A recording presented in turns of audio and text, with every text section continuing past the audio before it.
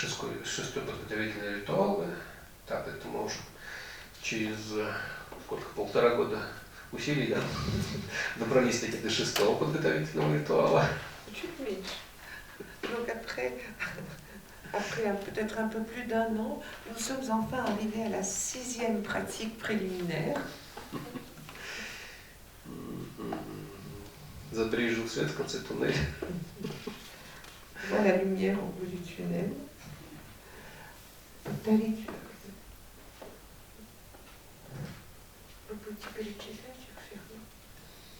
Я подумаю.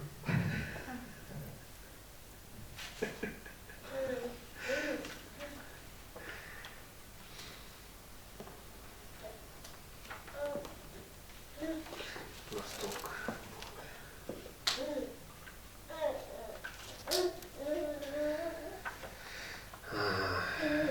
Ну, да, действительно, надо повторить.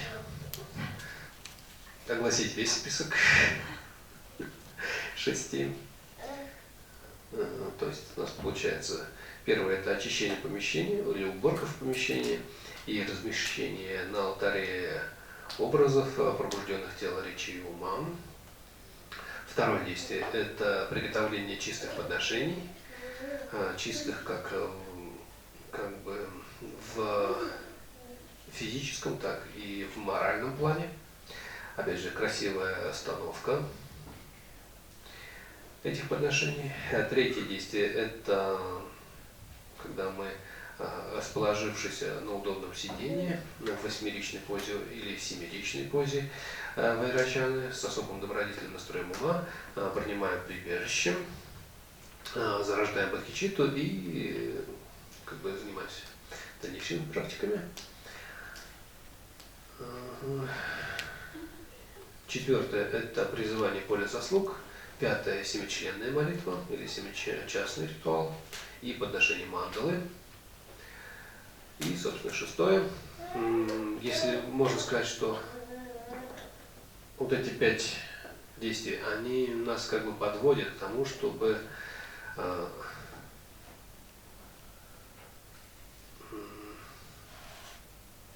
зачастую вот этим 6-м практикой заканчивается. Так как здесь происходит призывание или молитвенное обращение, выполняемое согласно устным наставлениям, таким образом, чтобы поток нашего ума полностью проникся смыслом нашего созерцания. И часто здесь мы применяем как бы тематическое аналитическое рассмотрение, созерцание всех стадий ламрима.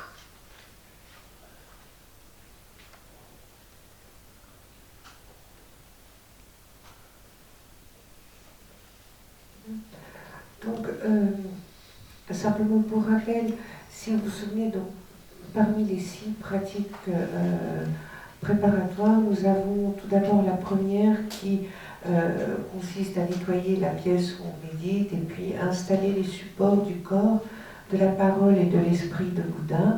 La deuxième pratique est de disposer des offrandes pures, et ces offrandes doivent être pures aussi bien d'un point de vue moral que d'un point de vue physique.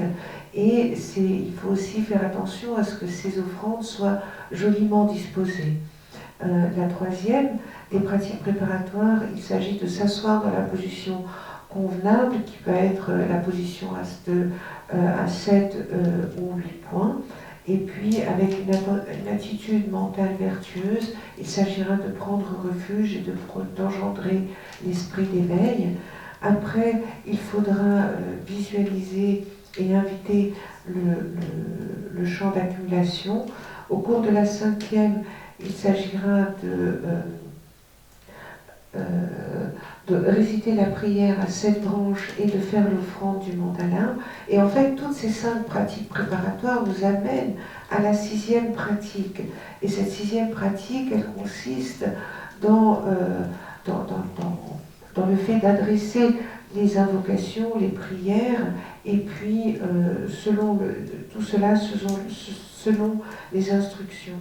Et en fait, ces prières elles vont nous permettre d'avoir notre flux de conscience qui va s'emplir du sens de cette méditation et cette réflexion, cette concentration qui va être à la fois thématique et analytique et qui va nous permettre d'analyser toutes les étapes du Lamrim.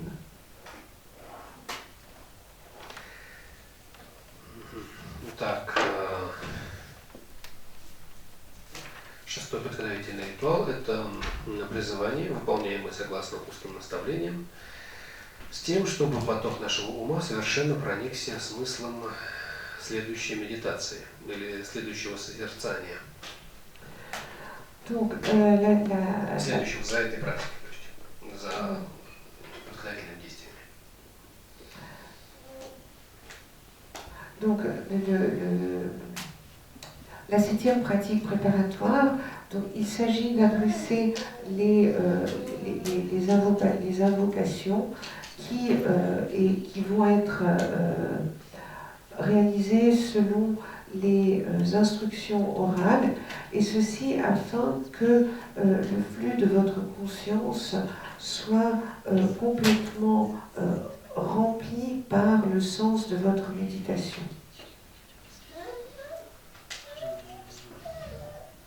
Лучше не в нотах. Ну да. Ну ладно. Как уже упоминалось, наилучший метод обретения реализации в потоке своего ума – это молитвенное обращение к гуру, которого при этом следует представлять или созерцать себе единым со своим молитвенным божеством, медитативным божеством, то есть и дамом. Donc là, on reprend dans le texte, ainsi que je l'ai déjà rappelé, la meilleure méthode d'obtenir des réalisations dans le flux de son esprit, c'est le fait d'adresser une prière au gourou. Et au moment où on s'adresse à lui avec une prière, il faut se le représenter comme s'il ne faisait qu'un avec sa déité de méditation ou idam.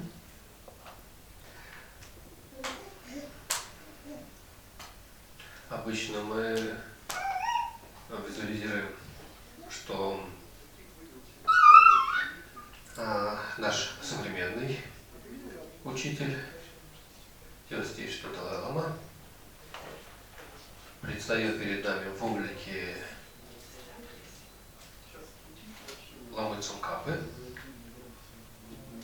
но при этом как бы является или Авалокитешварой, или Манджуши, или Ваджапани, или Майтреи, или Ямантакой, Гухи-самаджи, Чакасамвары, Калачакой, любым идамом, который же является как бы стержнем нашей практики. Donc là, à ce moment-là, on visualise, quand on fait cette visualisation, on visualise notre maître d'aujourd'hui, qui va être sa sainteté, le Dalai Lama, mais il va être devant nous sous la forme du Lama Tsongkhapa, mais il pourra être en même temps soit Avalokiteshvara, ou bien Maitreya, ou bien Manjushri, ou bien Vajrapani, ou Yamantaka, ou bien encore tout autre idam qui nous sert dans notre pratique. В принципе, можно сказать, что идам – это всего лишь облик или игра ума, в котором предстает наш гуру для нашего развития.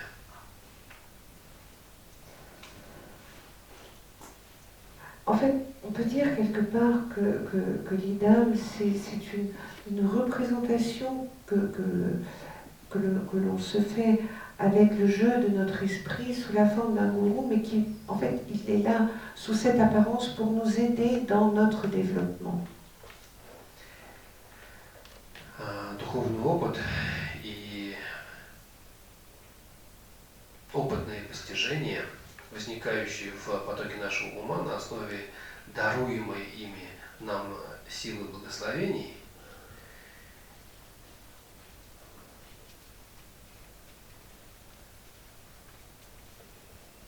являются как бы тем, что благодаря благословению победителей и их духовных сынов, это как бы вдохновение проникает в наш ум, благодаря чему, точнее, что происходит, опять же,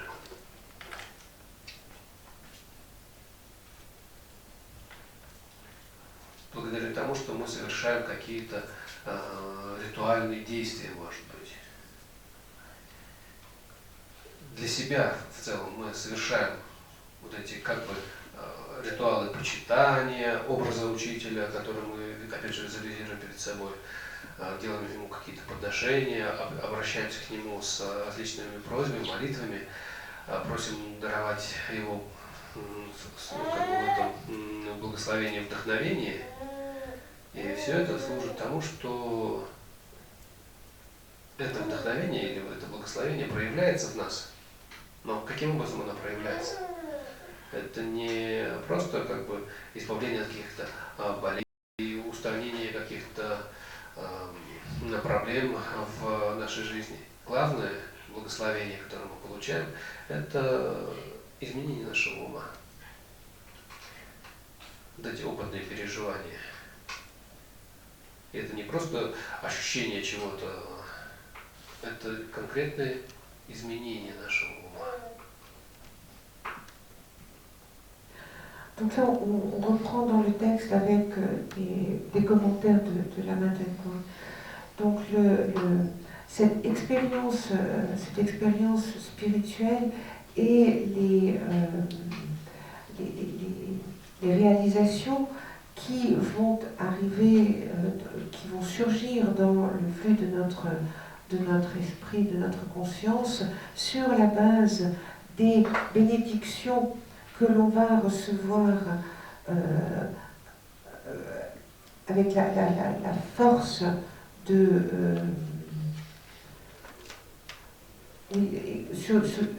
pardon.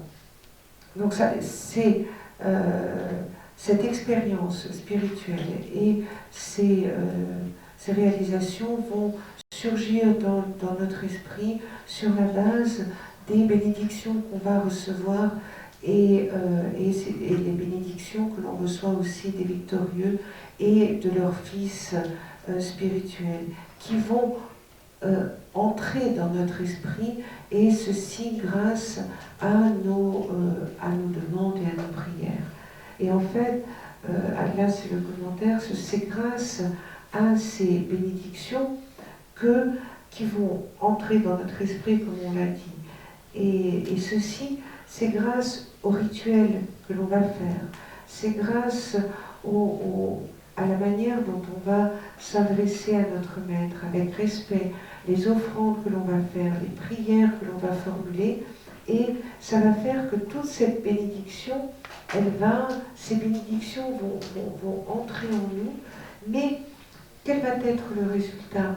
C'est pas seulement que ça peut nous aider à nous débarrasser de nos maladies, que ça peut nous aider à nous débarrasser des problèmes que nous rencontrons dans notre vie.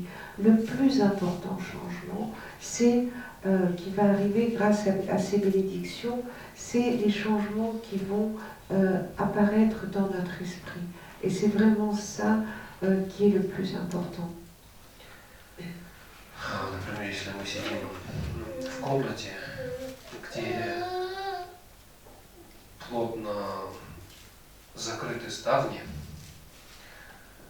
опять же, окно задернуто плотными шторами, мы сидим в этой темной комнате и ждем, когда же солнечный свет проникнет внутрь. Я думаю, солнце какое-то неправильное, вот всем светит, а мне вот не светит. Наверное, оно не хочет меня освещать, не хочет меня согреть.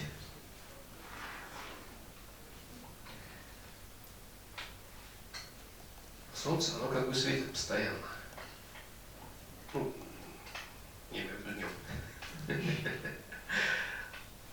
Но для того, чтобы его свет проник в нашу комнату, мы со своей стороны должны раздвинуть шторы и распахнуть ставни. В таком случае, как бы, хотя бы это мы должны сделать. Нам не нужно самим зажигать эти термоядерные реакции, чтобы свет до нас дошел. Нам достаточно хотя бы открыться. Этим же самым являются вот эти как бы ритуальные действия с нашей стороны. И просьбы о даровании этого благословения.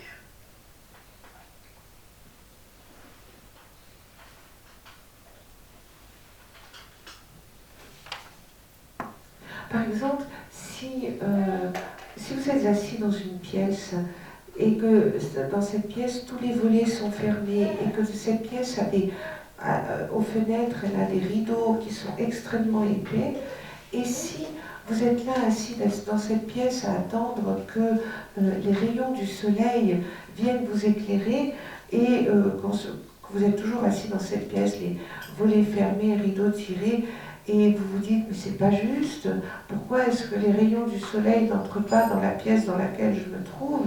Eh bien, c'est pas, vous n'allez pas le voir ce soleil, parce que le soleil, il va briller pendant la journée, tout au moins pendant la journée, mais pour que les rayons du soleil entrent dans votre pièce, il faut au moins, ne serait-ce que tirer les rideaux et ouvrir les volets pour pouvoir le voir. Et ça, c'est vraiment le minimum que vous puissiez faire.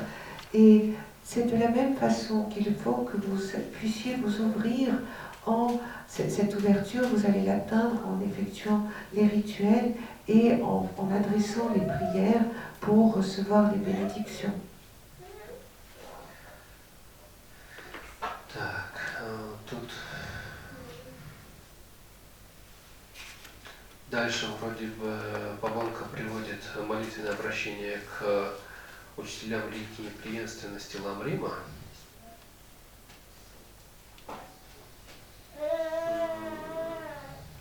Après, nous allons avoir les prières aux maîtres de la lignée de transmission du Lamrim. В принципе, начало ее, наверное, полезно будет осмотреть. Et je pense que ce sera utile que l'on étudie le début de cette prière. В принципе, молитвенное обращение к религии преемственности Ламрима и дальнейшая как бы молитва с просьбами о благословении, о постижении всего Ламрима с перечислением стадий развития, все это является как бы большим списком того, чего мы хотим. Как бы большие просьбы такие.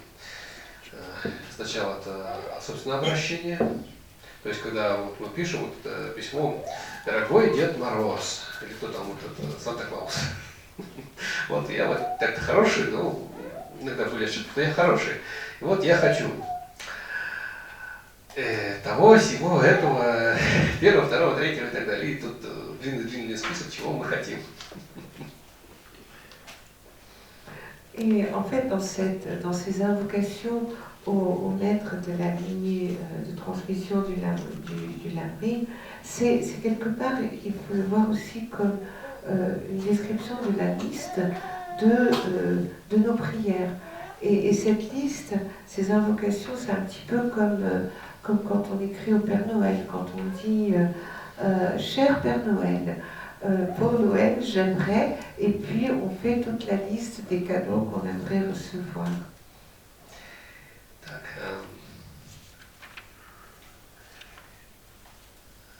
ну вот, эти прошения действуют разнообразными способами, но тот отрывок, который я сейчас прочту, обладает особой силой благословения, и было бы большим упущением его не использовать, говорит Павонка. Et on reprend dans le texte. Donc ces prières, elles font fonctionne de différentes manières. Mais l'extrait que je vais vous lire maintenant a une force, la force de la bénédiction de ce passage est particulière. Et ce serait un grand manquement que de ne pas y avoir recours. Сначала это призывание главного Деда Мороза, коренного учителя, чтобы он воссел на макушку. И вот, о мой славный коренной гуру, воссядь на лотосовом троне и лунном диске на моей голове, над моей головой, на моей макушке. Ну ладно. Храни меня своим великим состраданием и даруй мне ситхи, тело, речи и ума. Donc, on commence par invoquer le Père Noël principal, en chef, le Père Noël en chef, ou le maître principal. Et là, voilà la prière. Précieux et glorieux maître principal, vous qui demeurez au-dessus de ma tête sur le lotus et le disque de lune, dans votre grande bonté, veuillez me protéger et m'accorder les réalisations de votre corps, de votre parole et de votre esprit. Часто, опять же, нам психологически бывает нашего коренного гуру, да, мы уже много раз видели, мы как бы ощущаем себя знакомыми с ним, а вот Будда Шакьямуни, Майтрея, Асанга нам кажутся отдельными от него, и в то же время мы их вживую не видели. И как бы посредником в общении с ними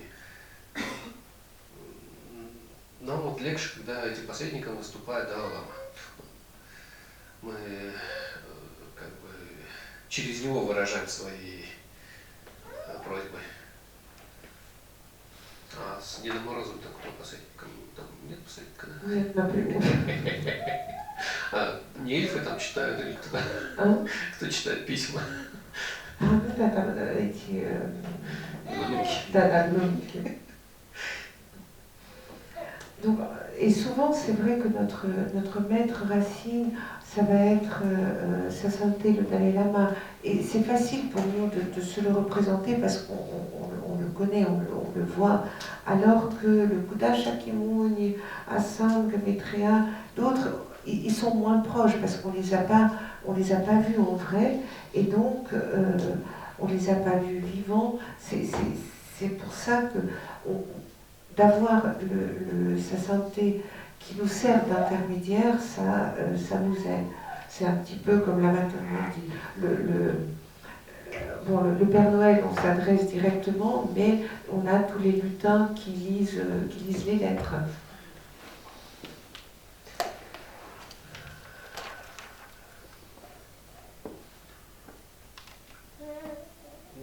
Тут описание этого молитвенного обращения основано на том, что в своей визуализации мы не ограничивались тем, что один коренной гуру, мы созерцаем только лишь одну фигуру коренного гуру, которая включает в себя все остальные виды прибежища. В данном случае здесь как бы эта молитва основана на визуализации того, что перед нами восседает полностью поле заслуг линии преемственности Ламрима. Et donc, ici, la description que l'on fait, elle n'est pas limitée à un seul aspect de notre gourou racine. Ici, devant nous, on va visualiser tout l'ensemble du champ de mérite. Здесь у нас и на макушке как бы коренной гуру восседает, и в центре этого поля заслуг также восседает коренной гуру. Donc le gourou racine, il va se trouver à la fois sur le sommet de notre tête comme au centre du champ de mérite. С двух сторон, ну и над ним также восседают различные учителя линии преемственности. И вот справа это учителя линии преемственности обширных деяний или из его правой руки, по его правой руку. Для нас это лево получится.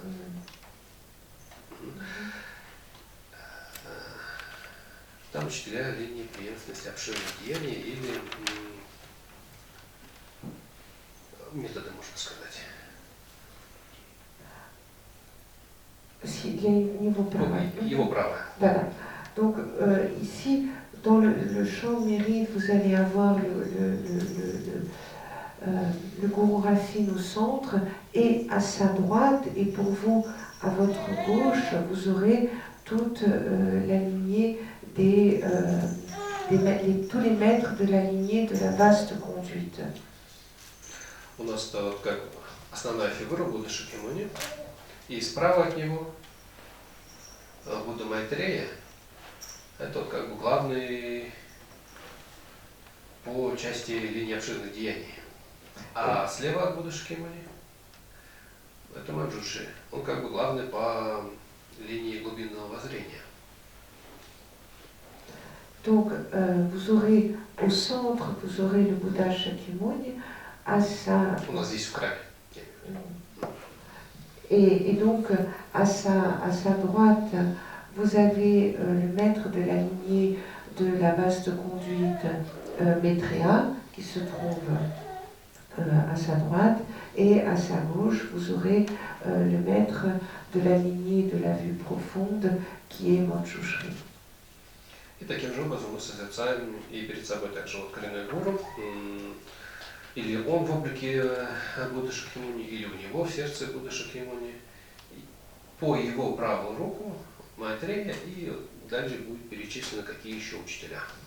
Et donc vous aurez devant vous le gourou Racine avec en son cœur le Bouddha Shakyamuni ou bien le Bouddha Shakyamuni devant vous, et donc à sa droite vous aurez le maître de la lignée de la vaste conduite Maitreya, et après on verra quels sont tous les autres, et puis à sa gauche vous aurez, et à votre droite vous aurez le maître de la lignée de la vue profonde Manjushri. И последовательность их выстроена как бы в историческом... Очередность их выстроена в исторической последовательности. То есть от Будды Шакьямуни эти выставления переходят к Майтрея, от Майтрея к Асанге и далее, как здесь будет перечислено. Et donc, après, la manière dont on va énoncer, on va donner les noms des maîtres de la lignée, ça va suivre l'ordre chronologique. En partant du Bouddha Shakyamuni, on va avoir Maitreya, après on va avoir Asanga, etc. Итак, первое, наш высший учитель Бхагаван, несравненный освободитель. Он тут должен быть темпанин. Ладно. Он также еще и поводырь, и великий кормчий. Нет, это я шучу, как вот в прославлении лидеров китайской компартии. А вот есть великий кормчий и прочие эпитеты. Вот здесь даже проявление.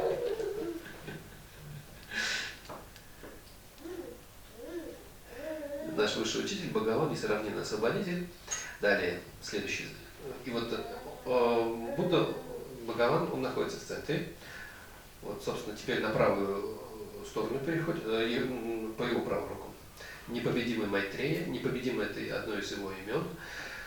Непобедимый Майтрея, его святой наместник, то есть это наместник Будды Шакьямуни в мире Тушита. Асанга, предреченный Буддой. То есть, так, это, по-моему, опять же, в Манджушри-Мула Тантре было. Нет, я точно не помню. Когда Будда говорил, что через 900 лет или через 1000 лет после него, после его ухода в Нирвану, будет человек по имени не как беспрепятственный, что ли.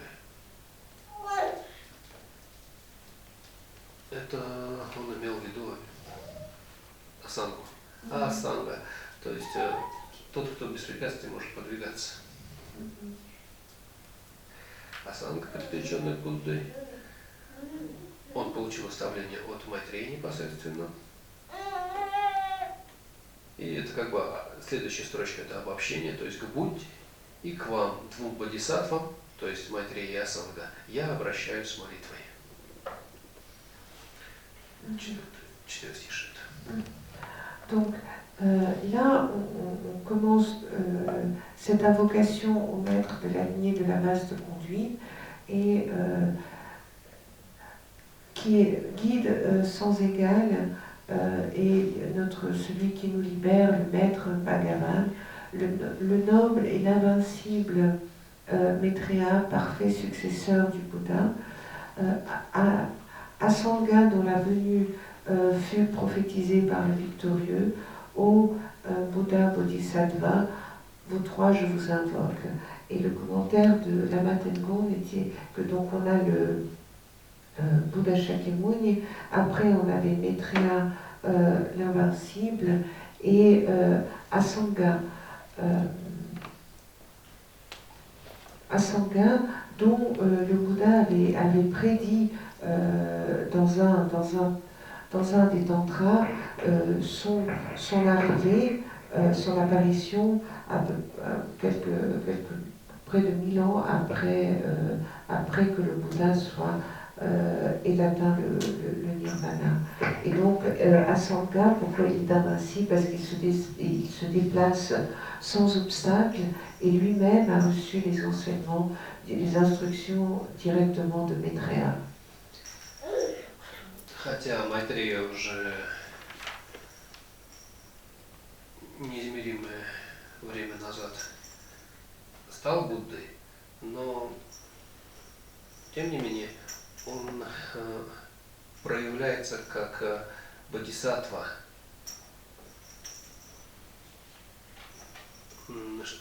и становится учеником Будды, того Будды, который в этом мире является Буддой-учителем.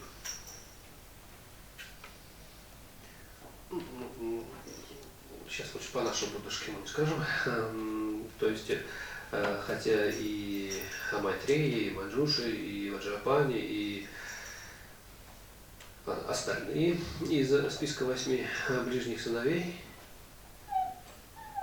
они давно уже Будды, но для поддержания учения они все проявились в облике как бы бодхисаттв и в облике учеников Будды Шакьямуни.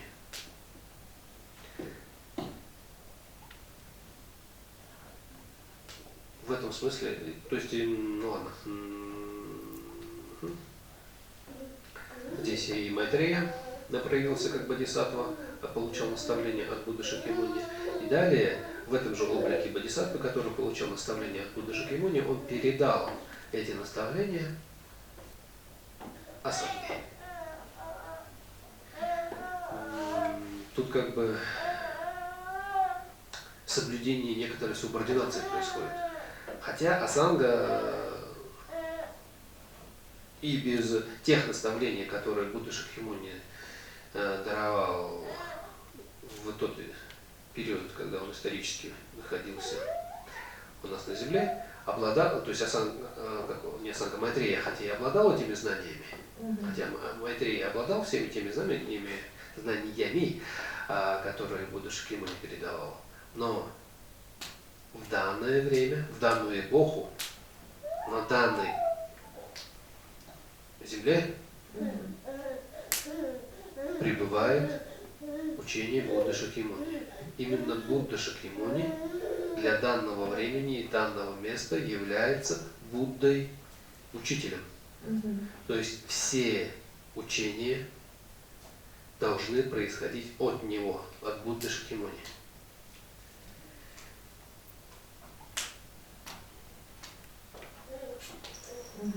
Поэтому Майтрея не вносит свое что-то. Он говорит или позиционирует, что он передает те знания, которые получил от Будды Шакьямуни.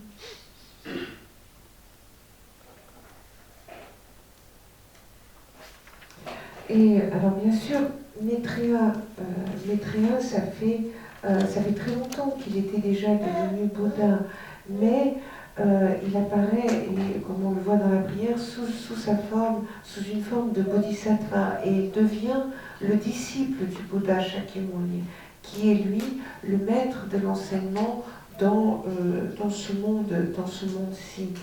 En fait, que ce soit Manjushri, Maitreya ou les autres fils de Bouddha, ils sont déjà des Bouddhas, mais ils apparaissent sous la forme de Bodhisattva en qualité de disciples du Bouddha Shakyamuni, ceci afin de transmettre son enseignement.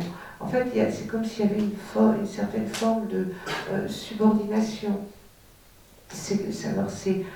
Il est vrai qu'ils ont toutes ces connaissances, mais c'est toujours sous la forme de bodhisattva que ces Bouddhas vont recevoir les enseignements du Bouddha Shakyamuni et qu'après ils vont les transmettre à leurs disciples.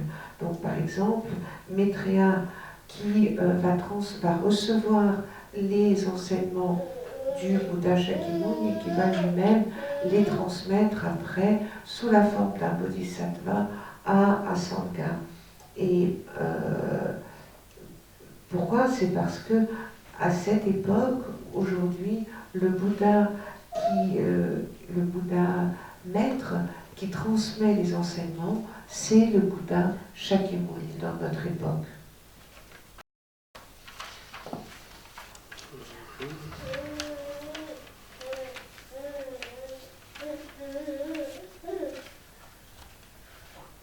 Так, тут далее следующие Деды Морозы это Васубанду. Васубанду это младший брат Асанги. Драгоценность из сонма святых Индии. Вимуктисен – это ученик, достигший срединного зрения. Вимуктисена Гамин, в котором мое упование к вам троим, открывающим миру глаза, я обращаюсь с молитвой. И Вимуктисена Гамин принесли в наш мир некоторые из сутр Пражняпарамиты.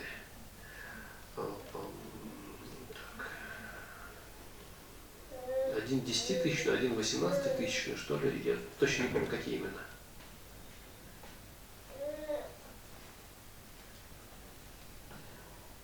Donc après, les vers suivants sont... voici les vers suivants. Vasubandhu, qui surpassait les érudits du monde entier, Arya Vimuktisena, qui avait réalisé la vacuité, vertueux Vimuktisena, qui avait atteint le chemin de l'accumulation du Mahayana, ô vous qui ouvrez les yeux des êtres du monde, vous trois, je vous invoque. Donc, Vasubandhu, c'était le frère cadet d'Asanga. Le Vimuktisena, le premier et le deuxième, en fait, ils ont amené des versions de la Prajnaparamita. L'un, une version en 10 000 vers et l'autre en 18 000 vers.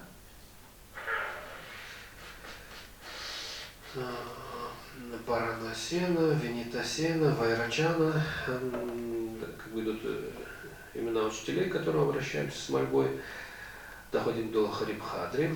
Харибхадри написал наиболее... Все эти учителя писали различные комментарии на пражняпарамитские тексты. А Харибхадри написал один из наиболее, наверное, компактных и понятных, легко усваиваемых, так сказать, текстов. Его комментарий на Абисамая Аланкару очень часто заучивается наизусть. Он так и называется. Проясняющий смысл комментарий, что ли?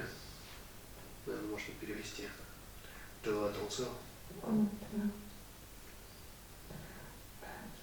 проясняющий смысл. Комментарий, проясняющий смысл. Смысл чего? Пражни парамиты в Абисамай Аланкаре. Чего там? Как Ахнамен, Клера, чего-то.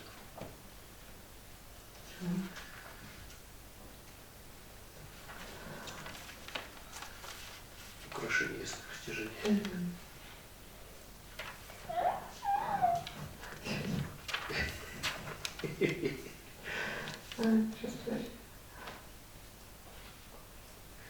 Забыл, как по-французскому. Donc, Ну, дальше, опять же, Кусали, Ратнасена перечисляется. Далее, вот, после Ратнасена уже доходим до Серлипы. Серлипа – это учитель Атиши. Ну, собственно, Серлипа, Атиша и от Атиши Джумтумба. Здесь мы уже дошли до Тибета. Таким образом. а это прочитать перевод или нет? Как удобнее? Нет. Можно просто именно перечислить. Donc là, on va avoir toute l'énumération des différents maîtres qui se sont succédés. Donc on va avoir Paramasena, Vinitasena, après nous avons Vairocana, et puis nous arrivons à Haribhadra. Et lui, c'est celui qui est très connu parce qu'il a développé, et on le dit, le vers est ainsi, il a développé l'excellent enseignement de la Prajnaparamita, et c'est celui qui est connu aussi pour avoir écrit les versions les plus compactes et les commentaires que souvent on doit apprendre par cœur et qui éclaircit le sens de Abhisamaya Lankara. Et après, on va avoir les autres maîtres qui vont se succéder, on va avoir un. Харибхадра, его имя означает добрый лев.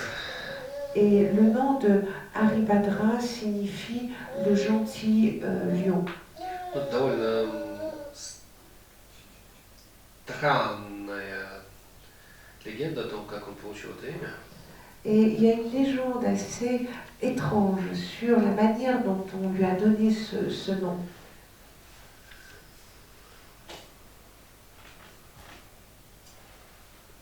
Его мать на последней стадии беременности с чем-то оказалась в джунглях. На нее напал лев и съел ее. Но при этом он не причинил вреда плоду. Мальчик как бы выжил, вырос, и вот в честь того, что его лев как бы пожалел, вот оказалось, добрый лев не все съел, а оставил жизнь. В честь этого доброго льва его тоже стали называть добрый лев, то есть Харибхадра. Et en fait, la légende est la suivante, c'est que sa mère, qui était sur le point d'accoucher, on ne sait pas trop pourquoi elle est partie se promener dans la jungle et elle s'est fait manger par un lion. Mais il s'avère que le lion a mangé la mère, mais il n'a pas touché le bébé qui était sur le point de naître. Et finalement, donc, ce bébé est né et on lui a donné le nom de gentil lion, certainement par similitude avec le lion qui justement l'avait épargné. Donc c'est pour ça qu'on l'a appelé Haribhadra.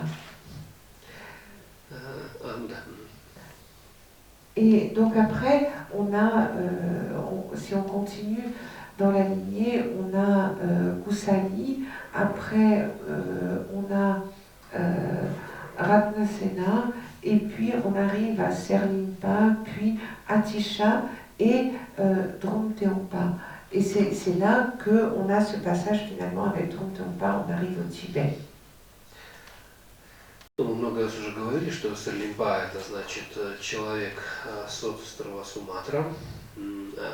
настоящее его имя это Дармакирти, Дармакирти из Суматры. Et ça, on l'a souvent dit que Serlimpa, c'était la personne de Sumatra et que donc Serlimpa, c'est Dharmakirti de Sumatra. Видимо, сам Атиша следовал традиции, когда учителя не называют по личному имени, а называют иносказательно.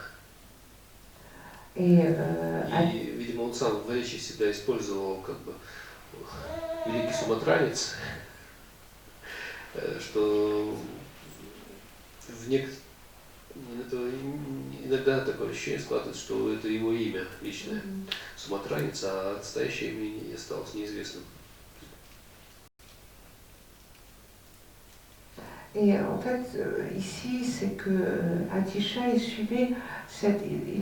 suivait la tradition qui veut qu'on ne donne pas le nom de le véritable nom de son maître, et c'est pour cela qu'il l'appelait la grande personne de Sumatra. Et finalement, c'est pour ça qu'on a l'impression que c'est son nom, mais dans les faits, c'est pas son véritable nom, c'est la façon dont on le nommait, et son véritable nom est resté inconnu. Так же, как и самого Атишу тоже, на самом деле, звали Дипанкара Шри Джняна, ну, все его называют. Дипанкара Шри Джняна. Ну, его, короче, называли, часто его, опять же, тибетцы называют просто Джо. Можно перевести и как старший брат, а можно понять как господин. Boss. Et c'est pareil, Atisha, le véritable nom d'Atisha, c'est Dipankara Sri Jnana, mais personne ne l'appelle comme ça. Et parfois les Tibétains aiment aussi beaucoup appeler Atisha Jyo, ce qui signifie frère aîné ou bien maître, chef quelque part. Так, Джонтумпа, это уже тибетский ученик. Так, это Дед Морозы, которые справа, Дед Морозы, которые слева, то есть учителя линии глубинного воззрения. Здесь опять же исходным учителем всех этих наставлений является опять же Будда Шакьямуни в центре. И переход налево это несомненный проповедник, учитель Шакьямуни, далее Аманджуши, воплощение всевидения Будд, и Нагараджуна, постигший глубочайший смысл. К вам, трем венцам всех наставников, я обращаюсь с молитвой. Et donc maintenant, on va passer à l'invocation aux maîtres de la lignée de la vue profonde qui vont se trouver à droite de Bouddha, à gauche pour nous. Et comme tout à l'heure, l'enseignement il vient du Bouddha Shakyamuni et après il va donc sur sa gauche au maître de la lignée de la vue profonde. Donc ici, on va avoir les vers suivants. On reprend dans le texte. Couronne des Shakyas, guide suprême à la parole sans égale, Manjughosha qui condensait toute la sagesse des victorieux, Nagarjuna, Arya suprême qui réalisait la nature ultime des phénomènes, ô vous qui excellez dans l'art d'enseigner, tout droit je vous invoque. Далее, по списку можно просто по именам на Чандракирти, Види Кокила старший, Види Кокила младший. Кокила значит кукушка, знание, мудрость. Дипанкара, как бы на Дипанкара соединение, либо же на Атише, эти два потока как бы сливаются в один. И дальше это идет одна полноводная река. Так, Дипанкара Атиша Павлину Пастишку, так, его ученик Джомпа. Et donc, après, on va avoir de nouveau les maîtres qui vont se succéder. Donc, on va avoir Chandrakirti, après Vidya Kokila, le deuxième. Et извини, что вы сказали, Кукила, что значит? Кукушка. Птица? Да. И в Индии, в Тибете кукушка это символ мудрости. Считается, что кукушка это царь птиц. Если в Европе часто кукушка, особенно по отношению к женщине, это как бы негативный эпитет, то в Индии, в Тибете это очень позитивно, наоборот. И вот видя это видение, ведание, знание, мудрость. Кукушка мудрости. Et ici, Kokila, ça signifie coucou, l'oiseau, hein, le coucou, qui, contrairement à ce qu'on peut avoir en France, par exemple, ici, ça va être, en Inde, au Tibet, c'est un oiseau qui est le roi des oiseaux et qui symbolise la sagesse.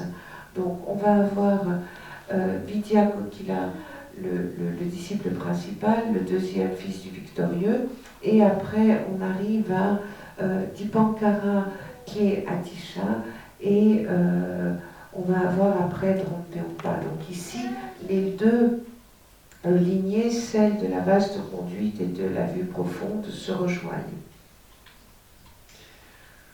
Кукушке очень много дел, она занята тем, что вот всем все предсказывает, рассказывает. У нее настолько много дел, что у нее даже не хватает времени на воспитание своих детей. Поэтому как бы забота о ее детях берут на себя ее подданные. Et en fait, le coucou est un oiseau extrêmement occupé, puisqu'il entre autres, il va enseigner cette sagesse, et donc il n'a pas le temps de s'occuper de ses oisillons, et ce sont finalement ses subordonnés qui s'en occupent. Раздел этой молитвы, начинающийся словами «Наш высший учитель Бхагаван, несравненно освободитель», относится к линии обширных деяний. Вот когда говорили об этом. А начиная со слов «О несравненный проповедник, учитель Шакьямуни», идет молитва к учителям линии глубинного воззрения.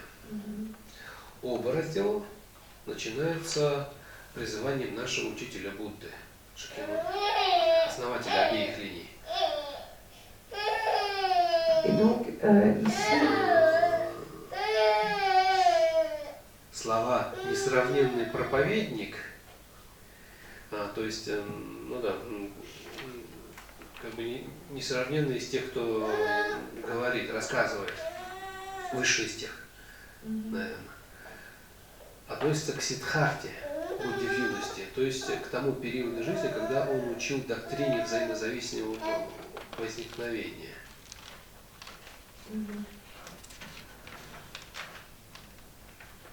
а здесь Как будто бы недосказано. Как будто бы недосказано. Сейчас еще, подождите, еще раз. А здесь они переводят как корона Шаки. Вот второй, где учитель Шакьямуни.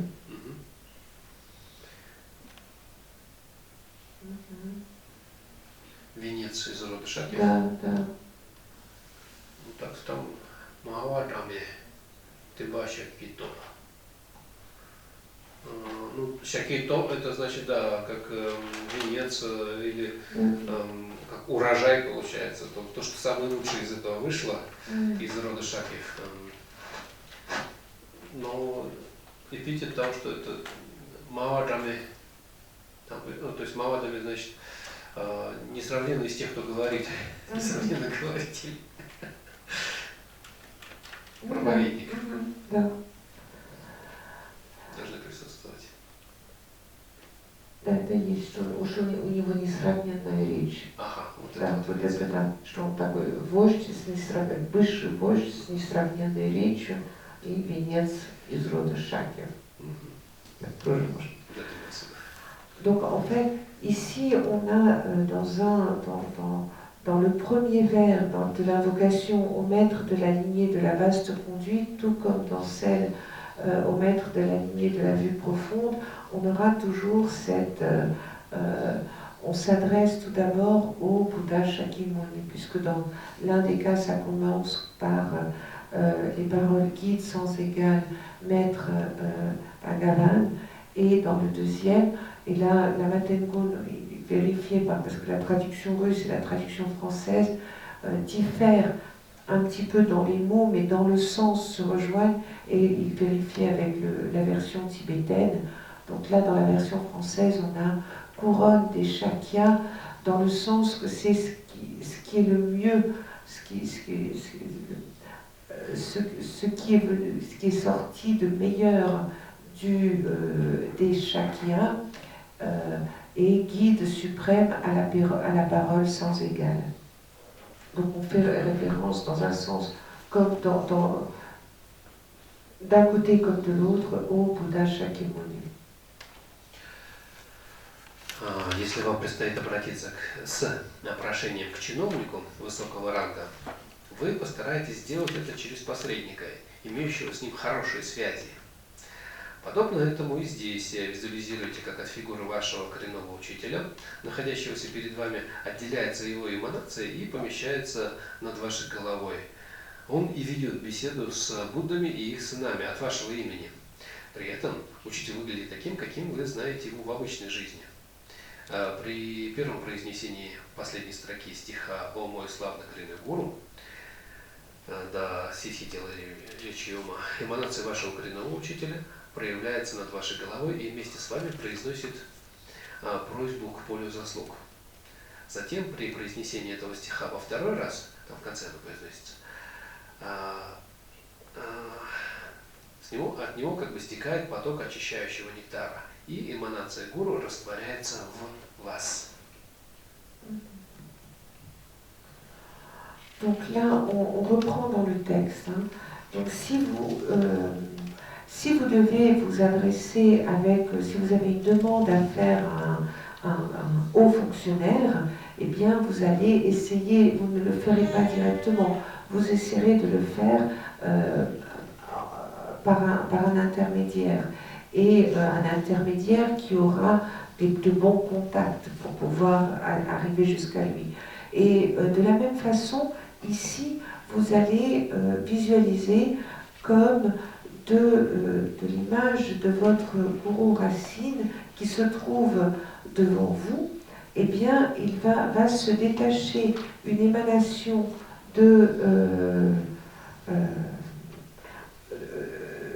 son émanation et qui va s'installer au-dessus de votre tête. Et c'est cette émanation qui va continuer à converser avec les Bouddhas et leurs fils, mais cette émanation va leur s'adresser à eux pour vous, de votre part. Et à ce moment-là, le maître va avoir l'apparence que vous lui connaissez dans la vie ordinaire. Mais lorsque vous prononcerez le dernier vers du quatrain, ô précieux, это вот это самое первое, да? Ой, мой славный коренной гуру.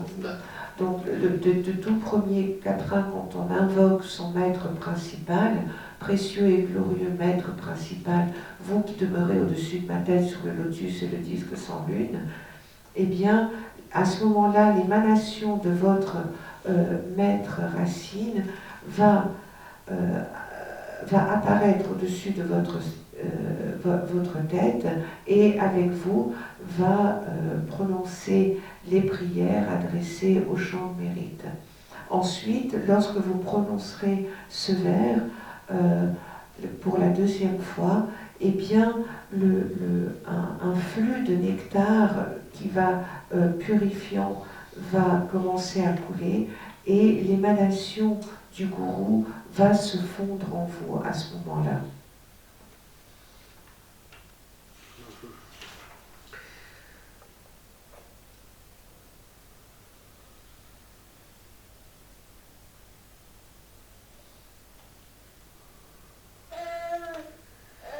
Далее идет молитвенное обращение к учителям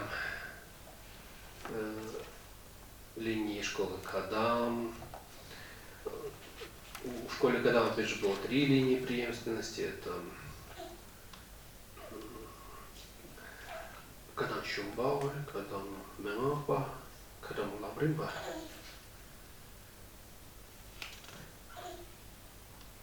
Как бы неважно, в общем, это, чтобы не запутываться, обращение к учителям линии Кадам, которое завершается, которое завершается обращением к Цункапе. Здесь мы говорим 2.8.4 в русском.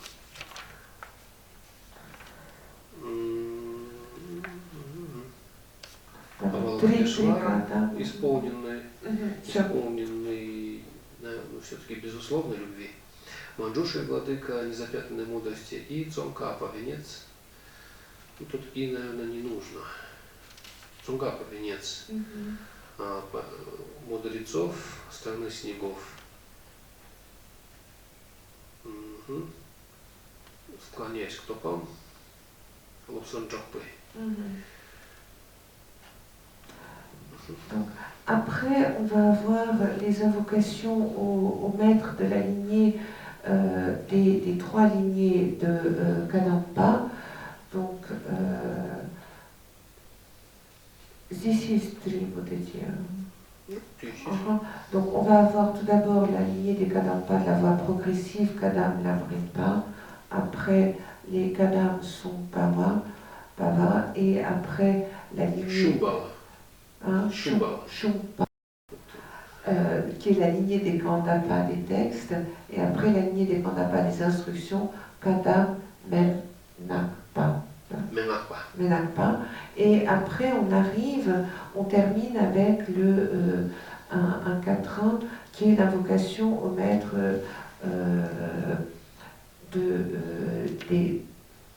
où on arrive à l'invocation de Tsongkhapa. Donc, avec les vers suivants, Avalokiteshvara, grand trésor de compassion universelle, Manjushri, seigneur de la sagesse immaculée, Je Tsongkhapa, joyeux suprême parmi tous les sages du pays des neiges, ô vous, Lobsang Tragpa, je vous invoque.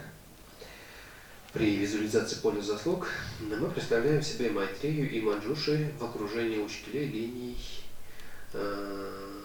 преемственности либо обширных деяний, либо глубинного воззрения. Причем обе линии заканчиваются Атиши и Джомрапе. Так. On reprend dans le texte, lors de la... Так, или это, в принципе, не так обязательно. Большинство это не будет делать и лишь будет путаться сейчас. Так, это все лишь запутает нас. La main de Gon, en fait, il dit de toute façon, il préfère simplifier pour que au moins être sûr que les personnes vont suivre que la version simple plutôt que de s'emmêler dans tous ces détails, puisque pratiquement personne ne suivra tout ça dans les détails. Далее идет призвание учителей школы Гилук. Ну, в принципе, мы можем обратиться к кого мы знаем, это линия перерождения Далелом и линия перерождения Панчелом. Et donc après, on va avoir cette invocation au maître de la tradition Kadampa nouvelle, les Gelopa. Et ici, peut-être on peut se contenter de faire référence à la lignée des Panchen Lama et puis celle des Dalai Lama. И как бы закончить обращение или призывание учителей обращением к Его Святейшеству Далламе XIV, ну, предположим, Тони Нинджи Сунду Джубелам Чечеса за Канджиен Джандабы Чанабе Мортенсин Кянсола Сола Десо Шидо Лундушок. Так, это четверостишее, которое написано самим Его Святейшеством в ответ на просьбу досточтимого Дёго Кензарибучи прошлого воплощения.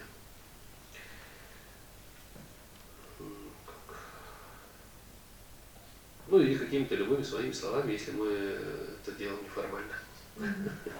Et en fait,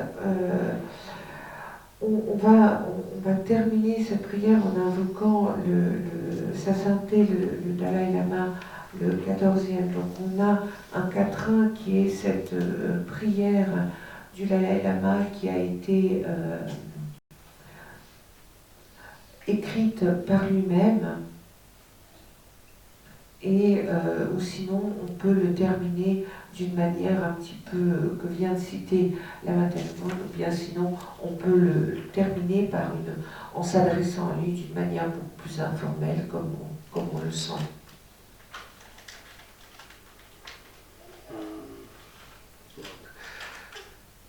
Теперь обращение ко всем к ним.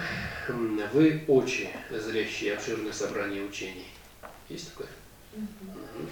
Вы двери для тех счастливцев, что следуют пути освобождения. Вы светочи мира, излучающие сострадание своих мудрых методов обучения.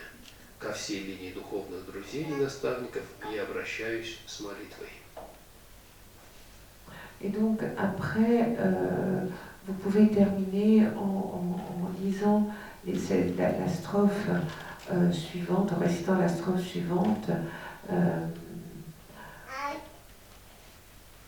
Vous êtes l'œil. Voilà, c'est ça. Vous êtes l'œil qui contemple l'immensité des enseignements, la porte d'accès à la libération pour les êtres fortunés. Vous nous éclairez par les moyens habiles nés de votre compassion. Ô Maître spirituel, je vous invoque.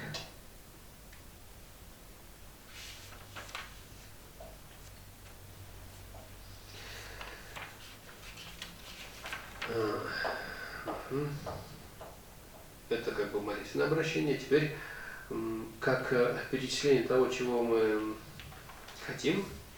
Это вот было «Дорогой Дед Мороз», вот на этом заканчивается. А после этого или мы совершаем какую-то отдельную, конкретную, это, наверное, 2, 8, 6, середина второго абзаца. Затем. Если мы выполняем какую-то отдельную обзорную медитацию, то делаем ее по ламриму, либо же прочитываем с пониманием смысла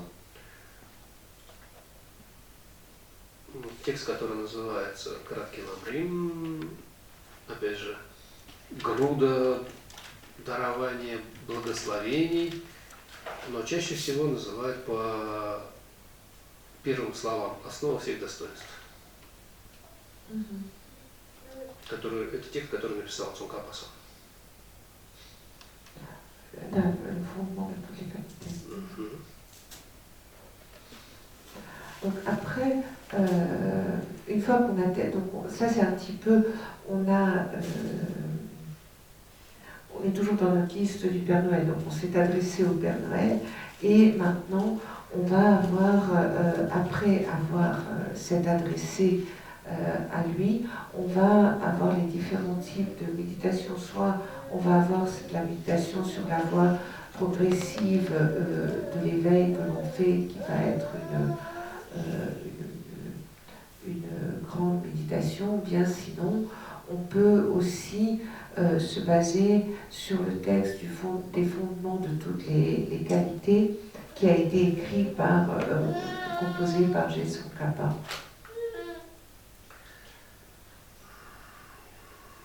В принципе, это доступно. Эти тексты есть в интернете на всех языках фактически.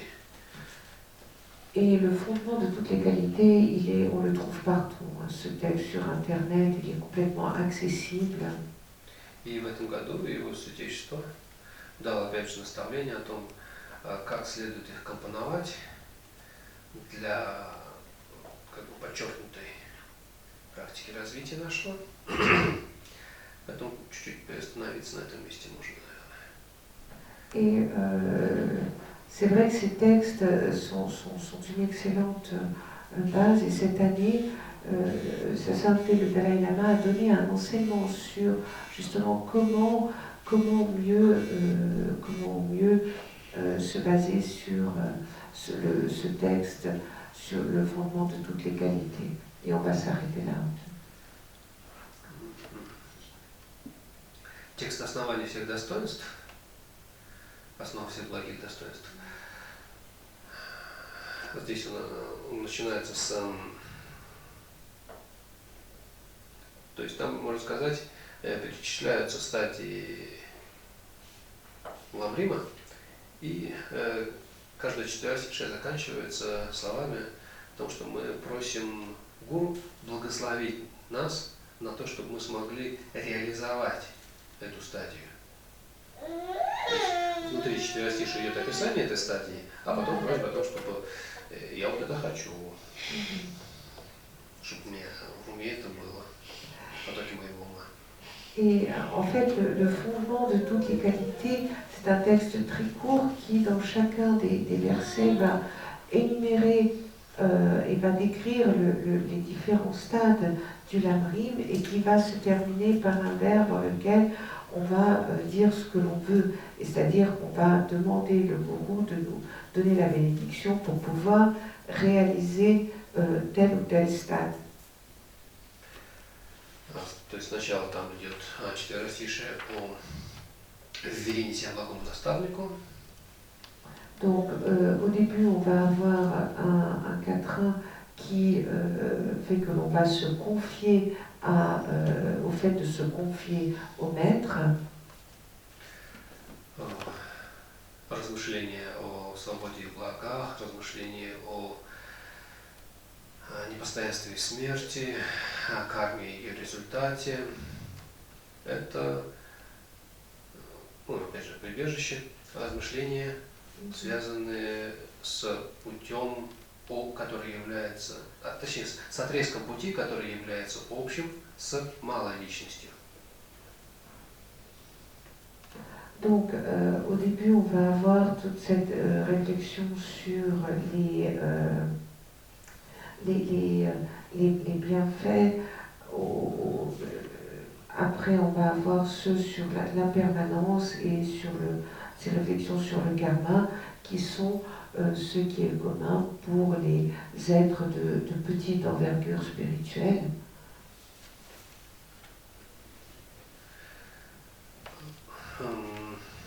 Далее описание пути общего со средней личностью. Après, on va avoir la description des étapes et des stades qui sont ceux qu'empruntent les personnes d'envergure spirituelle moyenne. Когда доходим до того места, где идет описание развития бодхичитты, мы можем или до, или после этого четверостишия вставить текст, который называется «Тренировка ума» из 8 строф. Это небольшой текст и как бы очень действенный, емкий. Et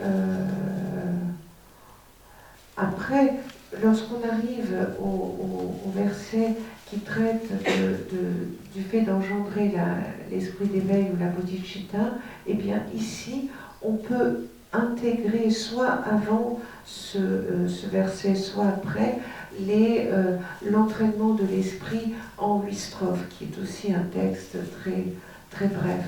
Donc ça, on peut l'intégrer juste avant ou juste après. Возвращаемся к основанию всех благих достоинств. Et puis après l'entraînement de l'esprit en 8 strophes, on revient au fondement de toutes les qualités. Там будет описание стадии развитие шамадхи, а потом випашьяны мудрости. Вот здесь мы вставляем текст, который называется «Три главных аспекта пути».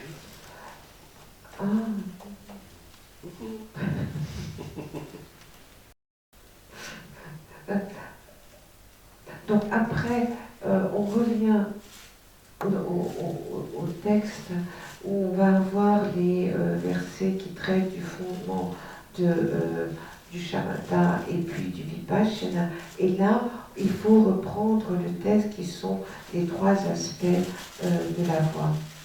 Хотя этот текст описывает, опять же, целиком весь путь, но в нем очень, не то что очень, более подробно, чем в основании всех благих достоинств, описана именно практика развития мудрости. Поэтому его в этом месте читаем. Со смыслом, с пониманием, с осмыслением, с воодушевлением. Et alors bien sûr que dans le texte, les trois aspects principaux de la voie, on traite aussi des différentes étapes, mais on met quand même l'accent plus précisément sur la pratique du développement de la sagesse. Et c'est pour ça que de l'introduire à ce moment-là est extrêmement bénéfique et de le lire avec foi et avec conviction est important. Опять же, в трех главных аспектах пути наиболее подробно описан аспект мудрости, чуть менее подробно описан аспект бодхичитты и еще менее подробно описан аспект отречения.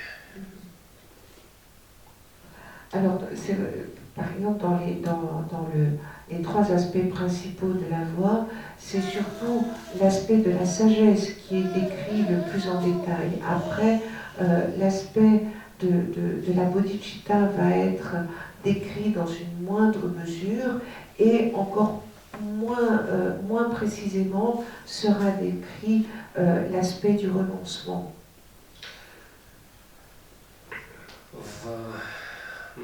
Поэтому, опять же, не только поэтому, но и, скорее, возможно, Цукапа это подразумевал,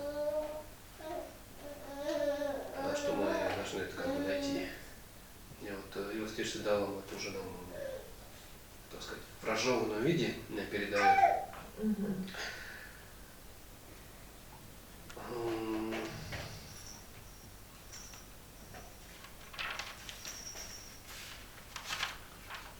В описании развития бодхичитты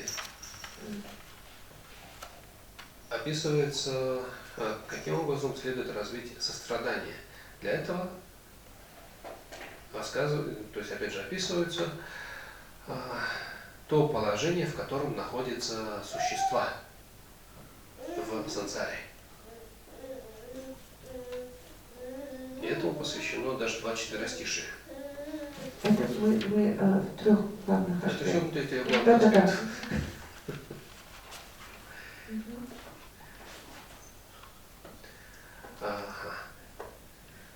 Вот эти же 24-стишие мы можем взять и заменить слова как бы матери существа на «я» и произнести в том месте, где идет описание развития отречения. Закончили его, перешли, как бы там произнесли один раз, изменив матери существа на «я». Вот это в начале, где идет развитие бодхичитты. Да? Нет, это отречение. Отречение. Из бодхичитты взяли в отречение. Со второго в первое перекинули 24-стишие. Там их произнесли с изменением, как бы, что я в таком положении нахожусь, плачевном. Затем перешли ко второму, к бодхичитте. Тут все прочитали, как оно есть. То есть то, что мы это оттуда взяли и произнесли вначале, не значит, что тут это не надо произносить. Здесь мы опять же все то же самое произносим, но уже как написано. То есть тут мы ту же самую мысль, которую мы развили по отношению к себе, мы теперь перенаправляем на других существ. Этим самым Цокапа как бы подчеркивает, что в принципе отречение и бодхичитта это одна и та же мысль, просто направленная в разные стороны. Когда эта мысль направлена на себя, это называется отречение. А когда эта же самая мысль направлена на других существ, это называется бодхичитта. Donc en fait, c'est peut-être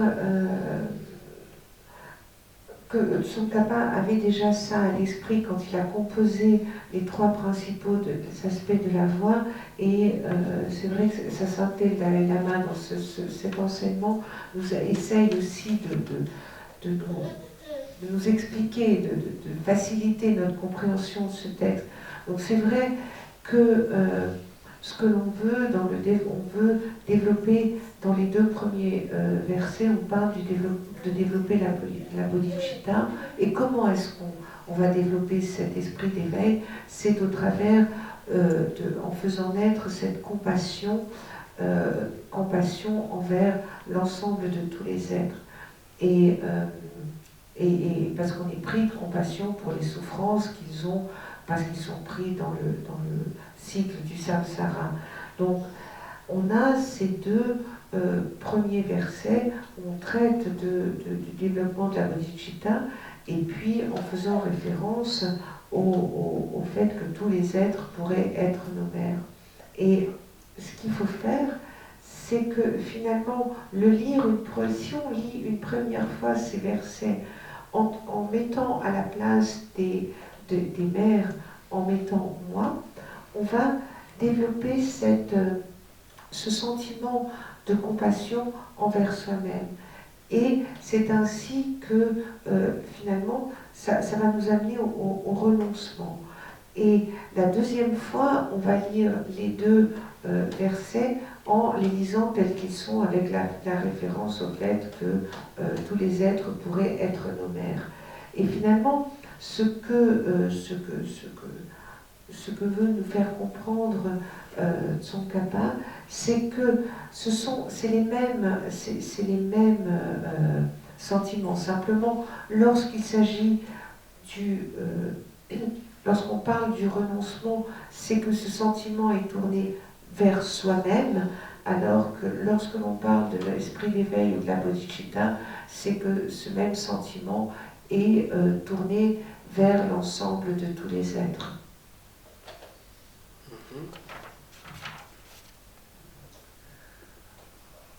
Далее доходим, собственно, до той темы, из-за которой мы эти три главных аспекта пути вставили в данное место, то есть описание развития мудрости. Здесь очень хорошее описание размышлений о взаимообусловленности.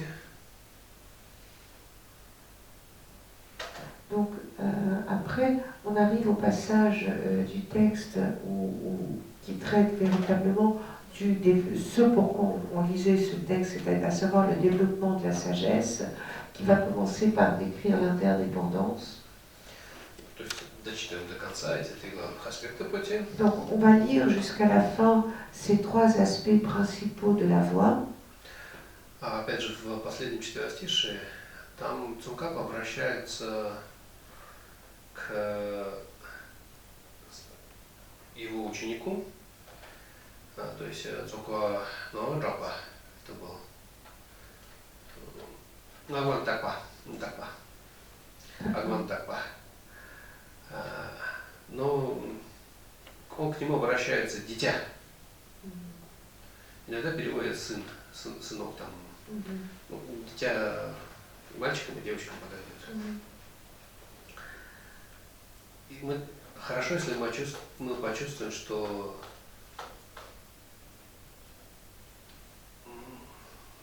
эти слова Цукапа непосредственно нам говорит, обращаясь к нам как дитя, то есть к своему духовному ребенку, чтобы почувствовать это родство, близость. Et dans le dernier quatrain, on a Tsongkhapa s'adresse à son disciple, à Ngawang Tapa, mais il lui dit mon enfant, mon fils ou mon enfant. Et lorsque vous lisez ce verset, il faut que vous ayez que vous ressentiez comme si Tsongkhapa dans ses paroles s'adressait à vous-même directement. On dit voilà, que vous êtes son enfant spirituel et qu'il s'adresse à vous. Далее возвращаемся к основанию всех достоинств и доходим уже до конца. Там уже про тантру немного осталось и благопожелание.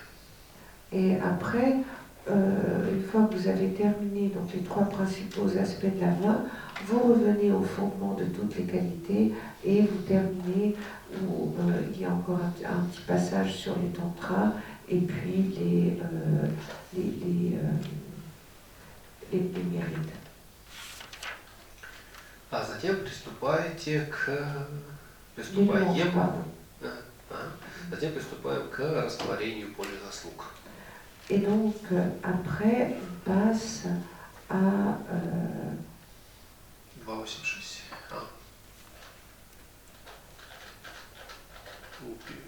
Voilà. Donc, après, on reprend dans le texte, on passe au fait de dissiper le champ de mérite. Это созерцание выполняется следующим образом. Et donc, cette méditation, elle se fait de la manière suivante. Из сердца гуру Ваджрадхары исходят лучи света и освещают остальные фигуры. Подобно тому, как исчезает налет влаги на запотевшей поверхности зеркала, то есть, как, например, если мы возьмем зеркало и вдохнем на него, образуется как бы круг. Он очень быстро исчезает, а исчезает он не с середины к краям, а с краев к середине. И вот таким же образом нижние фигуры поля заслуг, начиная с расположенных в самом низу 4 махарадж, постепенно растворяются в верхних фигурах и далее, вплоть до божеств, пребывающих на 4 лепестках самого верхнего лотоса. Эти 4 фигуры затем соединяются с образом Ваджрадхары в сердце Будды Шакьямуни. Учители линии передачи глубинного постижения растворяются в Манджуше, а учители обширного метода в Майтреи. Линии передачи благословения практики растворяются в Гуру Ваджрадхаре, а ваши собственные наставники, от которых начали учение в вашем коренном гуру, который предстоит здесь в своей обычной форме, таким, как вы его знаете в повседневной жизни. Тут, конечно, основа этой визуализации это та визуализация, которая описывалась 1,5 года назад. Ну, можно по записи посмотреть.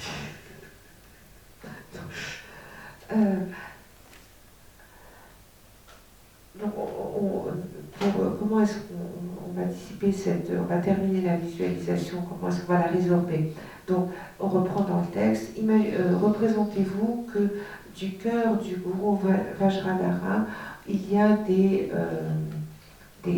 rayons de lumière qui émanent et qui vont éclairer les autres figures. Et de la même façon qu'on va avoir l'humidité qui va être sur un miroir qui va se résorber, eh bien, c'est un petit peu comme si vous soufflez sur un miroir, vous allez avoir un rond de buée. Et après, cette buée, elle va se résorber toujours de l'extérieur vers le centre. Donc là, c'est la même chose. Ici, on va avoir tout d'abord les figures du champ de mérite, celles qui sont tout en bas, qui vont se résorber. On va tout d'abord avoir les 4 Maharajas. Après, on va avoir qui vont petit à petit se résorber dans les figures qui sont au-dessus, et tout cela pour arriver aux déités qui se retrouvent, qui sont sur les quatre parties du lotus, les quatre pétales du lotus qui se trouvent le plus haut. Et donc après ces quatre figures qui vont après fusionner avec la représentation de Vajrayana qui se trouve dans le cœur du Bouddha Shakyamuni, et puis les maîtres de la lignée de transmission de la vaste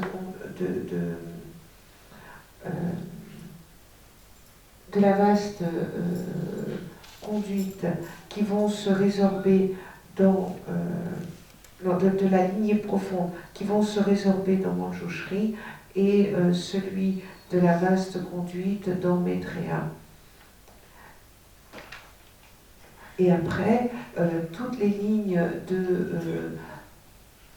la lignée de transmission de la bénédiction de la pratique va se dissoudre dans le Guru Vajrayana, et vos maîtres, ceux qui vous ont transmis les enseignements, vont se résorber dans votre Guru Racine, qui se trouve maintenant devant vous, sous sa forme habituelle, celle que vous lui connaissez dans la vie de tous les jours. Et alors, bien sûr, comme disait la Matengon, ce champ de mérite, on l'a étudié il y a 1 an et demi, donc il faudrait peut-être que vous repreniez vos notes pour pouvoir vous le représenter. Стараясь поддерживать ясность визуализации, мысленно произносите: «О, как я счастлив, что мне довелось воочию узреть всех этих Будд и Бодхисаттв». Далее, Майтрея и Манджушри растворяются в свете, который сливается с центральной фигурой. Затем чувство мудрости Ваджрадхара растворяется в центральной фигуре, однако образ вашего коренного учителя в его обычной форме не нужно растворять в свете, поскольку это было бы плохим предзнаменованием. Вне зависимости от того, жив он или нет, ваш гуру соединяется с Ваджрадхарой, пребывающим в сердце центральной фигуры, подобно тому, как ячменное зерно тонет в растопленном масле. Дерево исполнения желаний, львиные троны и все остальное растворяется в лотосовом сидении центрального образа. Затем и сам центральный образ растворяется в свете, который сливается с вашим гуру, сидящим у вас на макушке. То есть вся эта визуализация строится таким образом, если мы визуализировали перед собой обширное поле заслуг. Если мы ограничились Ламой Цунгкапой с его 2 учениками, которые являются как бы воплощением и всех 3 драгоценностей, всех Будд и Даммов, Бодхисаттв, защитников и нашего лично знакомого нам коренного гуру, все это в облике Ламы Цунгкапы с его учениками. В таком случае 2 его ученика растворяются в Цунгкапе, 2 ученика Цунгкапы растворяются в нем, их троны растворяются в его троне, и вот все это дело переезжает к нам на макушку.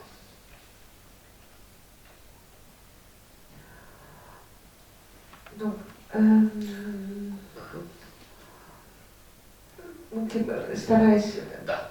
donc on reprend dans le texte et après il y a un commentaire de la Matengon.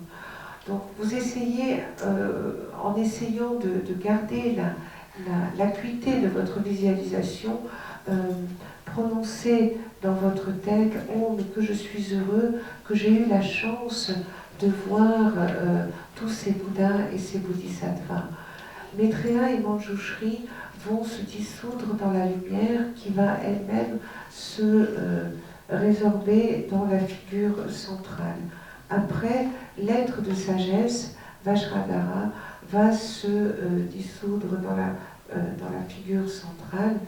Cependant, l'image de votre gourou racine dans sa forme habituelle, il ne faut pas la dissoudre dans la lumière parce que ce serait de mauvais augure.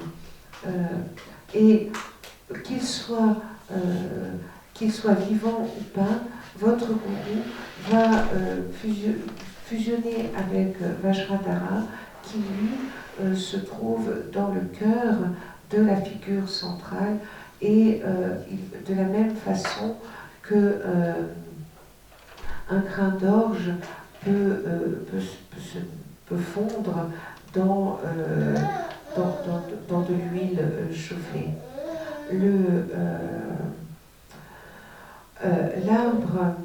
L'arbre qui réalise les souhaits, le trône de lion et tous les autres et tout le reste va se dissoudre dans le siège de lotus de la figure centrale. Et après, cette figure centrale va se dissoudre dans la lumière, qui va se dissoudre dans votre gourou qui est assis sur le sommet de votre tête. Et ça, c'est si vous faites la visualisation avec tous les éléments, avec tous les disciples, tous les Bouddhas, les Bodhisattvas, tous les protecteurs et votre gourou. Par contre, si vous vous êtes limité à une visualisation de Lama Tsongkhapa et de ses deux disciples, à ce moment-là, vous avez ces deux disciples qui vont se dissoudre dans le Lama Tsongkhapa, leurs trônes qui vont se fusionner avec son trône, et puis après son trône qui va venir sur le sommet de votre tête.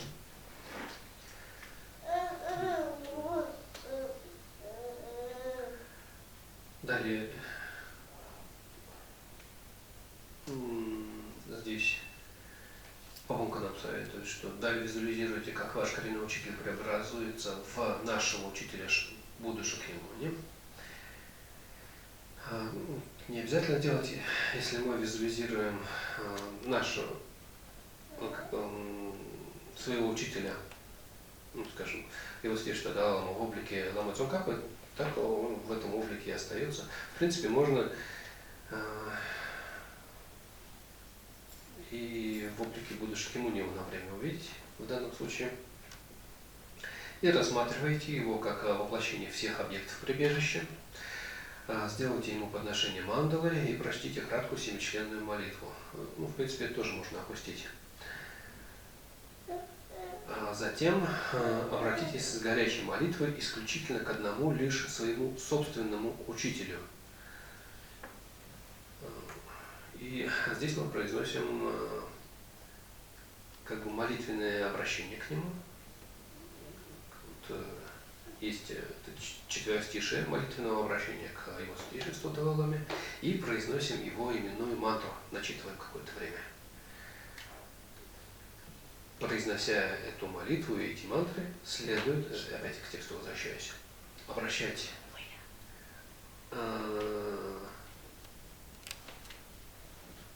эту молитву следует обращать однонаправленно, так, будто вы привязаны к вбитому в землю колышку и не можете сдвинуться с места.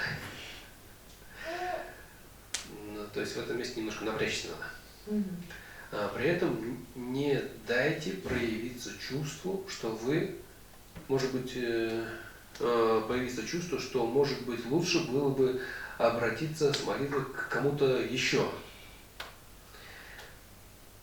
В этот момент было бы бессмысленно обращаться ко многим. Тут надо полностью направиться, сосредоточиться на одном учителе, которого, опять же, мы нашим коренным гуру. Или в облике Будды Шакьямуни, или в облике Ламы Цongkhapa. Et donc, on reprend dans le texte avec les commentaires. Ensuite, vous visualisez comme votre maître racine va se transformer va prendre la forme du Bouddha Shakyamuni. Et ici, Lama Tengrim dit, en fait, on peut, ça dépend.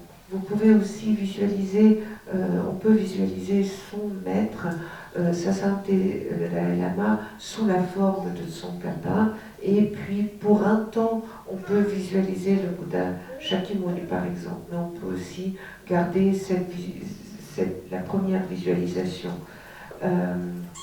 Après, on reprend dans le texte, vous l'identifiez, vous l'étudiez comme étant la personnification de tous les objets du refuge, et faites-lui, vous pouvez lui vous faites l'offrande du mandala et vous récitez la version courte de la prière à cette branche. Après, vous vous adressez à lui avec une fervente prière, et cette fervente prière, elle va être adressée à lui seulement. Et cette prière, il faut... et puis vous pouvez par exemple réciter la prière du Dalai Lama et le mantra du Dalai Lama. Et là, on revient dans le texte. Et cette prière, il faut vraiment là se concentrer. Elle ne doit être adressée qu'à lui seul. Et puis, vous devez avoir l'impression, c'est comme si vous étiez attaché à un piquet, que vos pieds étaient attachés à un piquet. Vous ne pouvez pas bouger. Et c'est pour cela, et à ce moment-là, il faut vraiment que vous vous concentriez et que cette prière ne soit adressée qu'à votre maître Racine, à votre gourou, que ce soit le Bouddha Shakyamuni ou bien Tsongkhapa. Et surtout, il ne faut pas que dans votre esprit surgisse, ne serait-ce qu'un tout petit peu, l'idée que vous pourriez vous adresser encore à quelqu'un d'autre avec une prière.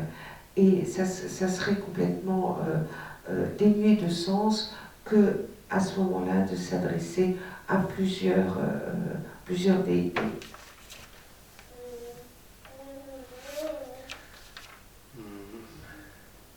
Если мы находимся в ретрите, в затворе по Ламрину, скажем, то когда мы произносили слова из основ всех благих достоинств,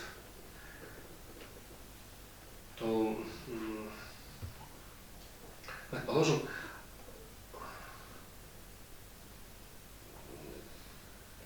то есть если это начало самое, то мы еще находимся на стадии размышления о введении себя благому наставнику. Мы можем один раз произнести первое четверостишее, где описывается эта тема, либо 3 раза. Затем, возможно, мы открываем текст «Великое руководство» по этапам пути к пробуждению, то есть Ламрин. И либо же прочитываем эту главу, повторяем это, вновь и вновь прочитываем. Но удобнее, если мы прочитываем один абзац из этого текста. Возможно, прочитываем его несколько раз, пока мы не запомним общий смысл того, что описывается в этом абзаце. Затем, уже немножко даже отстранившись, может быть, от книги, мы прокручиваем этот смысл в своем уме. После этого возвращаемся к книге, проверяем себя, насколько хорошо мы запомнили этот смысл. Если без ошибок, начинаем концентрироваться на тех мыслях, которые описаны в этом абзаце. И здесь мы ориентируемся либо на то, рождаются в потоке нашего ума опытные переживания, вот это связано с этим абзацем, чувство, что мы добились полного понимания, либо же на часы.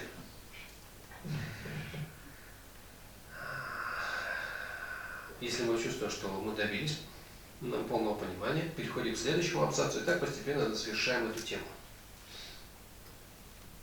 Завершив с этой темой, возвращаемся к Если мы полностью закончили тему «Вери себя благому наставнику», возвращаемся к тексту «Основание всех достоинств». Ну, чаще всего все-таки на эту сессию уже заканчивается. Но если мы смогли все это сделать внутри одной сессии, то прочитываем следующие 4 стиши и повторяем таким образом, проходим таким образом все эти стадии. Между книгой и основание всех достоинств. Когда, опять же, видим по часам, что скоро уже пора заканчивать эту сессию, доводим как этим способом перепрыгивания с одного текста на другой до конца, доходим до того места, где гуру у нас уже на макушке, мы обращаемся к нему с мольбой, дочитываем его мантры, просим, чтобы он дал силы на наше дальнейшее развитие, растворяем гуру у себя в сердце, может быть, произносим какие-то благопожелания о том, чтобы никогда не расставаться с ним, например,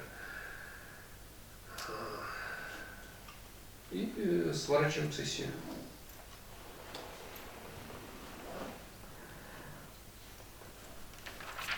Donc, par exemple, si lorsqu'on fait une retraite sur le Lamrim, eh bien, on va avoir un va-et-vient entre le fondement de toutes les qualités et le texte du Lamrim lui-même. Donc, par exemple, si on commence par réciter le premier quatrain, le premier verset du fondement de toutes les qualités lorsqu'il s'agit de se confier à un maître spirituel, on va le lire 1 ou 3 fois et puis on va prendre le chapitre du Lamrim qui correspond à ce quatrain. On va lire, on va répéter les phrases qu'il y a dans ce chapitre, on va voir, on va essayer de se souvenir du sens de ce qui est écrit et ensuite on va poser le livre et on va essayer pendant la durée de cette session de réfléchir, de voir comment est-ce que ce sens qui est décrit dans le chapitre, comment est-ce qu'il va entrer dans notre esprit, comment est-ce qu'il va s'inscrire dans notre esprit.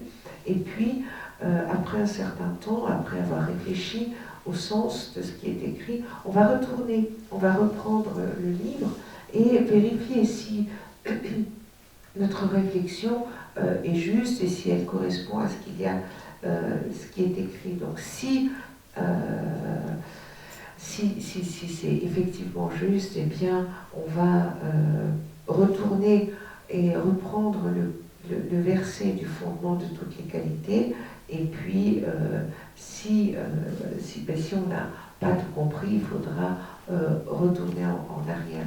Et c'est ainsi que on va, lors des sessions, les différentes sessions de la retraite, on va retourner soit au fondement de toutes les qualités et aller voir dans les chapitres correspondants quel va être le texte. Et puis après, si on arrive à la fin de la session, eh bien on va se représenter comme le gourou qui est sur le sommet de notre tête. On va lui demander des bénédictions et puis le gourou va se fondre, se dissoudre dans notre cœur et on va lui demander de rester, de continuer à nous accompagner et c'est ainsi qu'on va terminer une des sessions de cette retraite. Nous avons рассмотрение 6 подготовительных действий. C'est ainsi que l'on va terminer cette étude des 6 pratiques préparatoires. On a réussi à le faire en moins de 2 ans. Merci pour votre attention.